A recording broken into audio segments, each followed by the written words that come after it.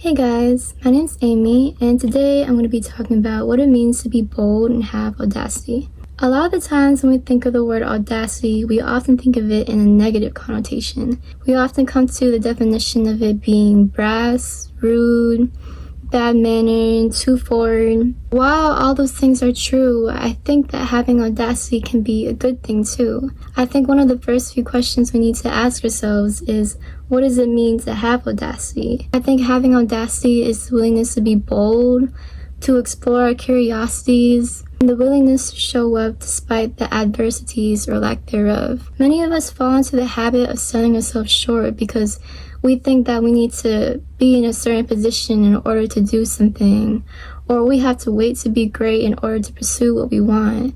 And I'm sure there's some cases where the situation has to be right. But if you think about where you were just a few years ago, whether if it's within your career or your artwork, you are nowhere near as knowledgeable or experienced as you are right now. It's not necessarily the resources you had or what you knew. I'm sure those are definitely factors, but I think what really brought you here is the fact that you took a chance on yourself.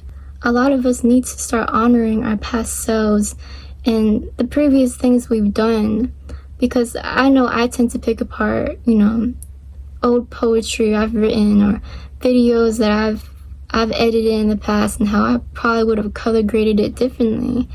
But if it weren't for all those trial and errors and betting on myself, I wouldn't be where I'm at right now. And if you think about it, all the ideas and artwork that you're doing within the present moment is going to one day inherit whatever you achieve in the future. So trust your ideas and be willing to just do. I remember there was this guy I used to speak to like a few years ago, and I remember telling him that I wanted to start interviewing people more, like on some journalism type thing.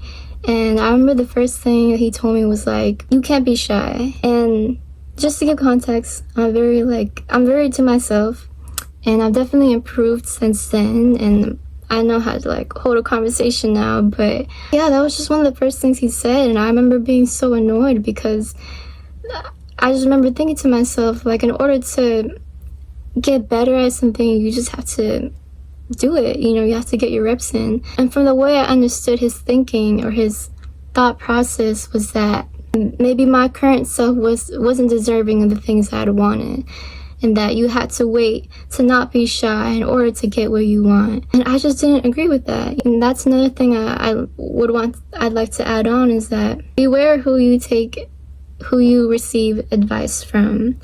Because one thing I'll say about him, I don't want to speak badly on him. I wish him the best. But one thing I'll say about him, he was a producer at the time, and I was writing music back then, and I'd ask him to make me a beat. And I remember when I followed up with him about it, he was like, oh, I opened the software on my computer, but I just didn't start it.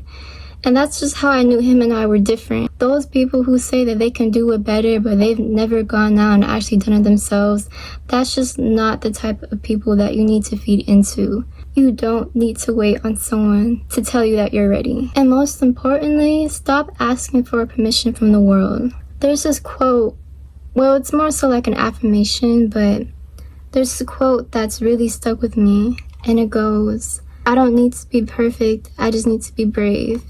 And honestly, this affirmation has really helped me through hard times, because I think it's less about not being doubtful. I think being bold and having audacity, it has less to do with chasing these regular human emotions away. It's okay to be unsure at times and to have doubts, but it's more so about the ability to embody the person that you envision yourself being.